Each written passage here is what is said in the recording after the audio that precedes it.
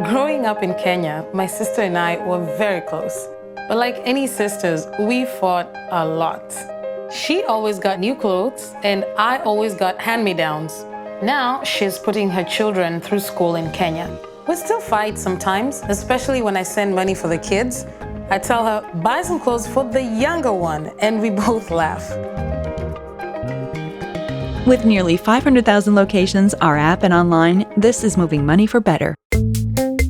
Hi, I'm your host, Gabrielle Harris, and you're watching The Break. In an attempt to combat the rise of attacks against albinos in Malawi, President Peter Mutharika has warned those who have been attacking albinos and desecrating their graves that they will rot in jail. There is a superstitious belief in Malawi and in other countries in East Africa that the body parts of albinos used in black magic will bring wealth and power.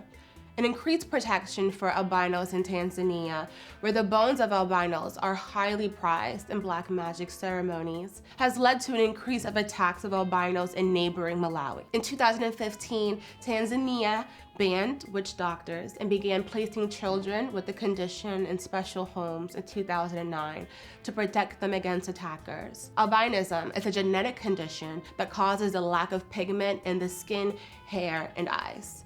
And it affects 1 in 20,000 worldwide and 1 in 1,400 in Tanzania. Some people believe that the bones of albinos contain magical properties, and this is why the body parts of albinos are highly sought after.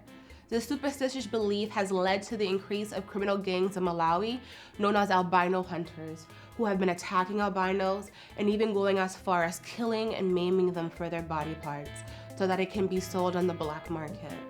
According to the International Red Cross, body parts of albinos can reach the price of $75,000.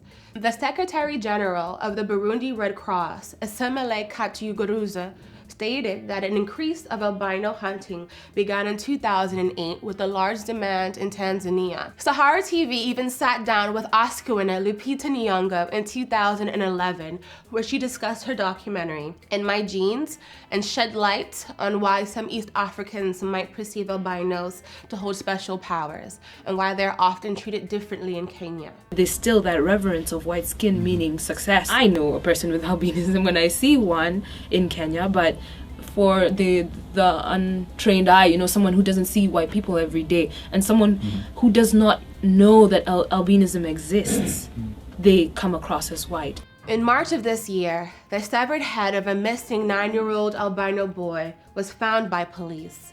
The 9-year-old boy was abducted from his home, and it is believed that his death is connected to the ritual killings of albinos occurring in East Africa.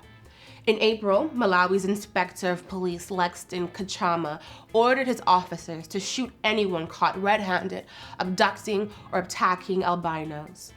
Amnesty International has reported this year that 2 people have been killed so far, and 5 others are still missing since March. ThinkProgress.org stated that in 2015, there were 30 cases related to the killing, abduction, and trafficking of albino people's bones, which are believed to have special powers. The United Nations has stated that in the past 6 months, 15 people, mostly children with albinism, have been killed, wounded, or abducted in East Africa.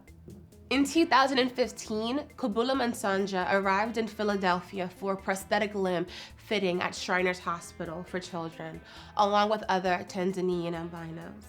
Thank you for watching this episode of The Break, and we'd love to hear from you in the comments. The question of today is, how do we inform people about the biology of albinism? Until next time, thank you for watching.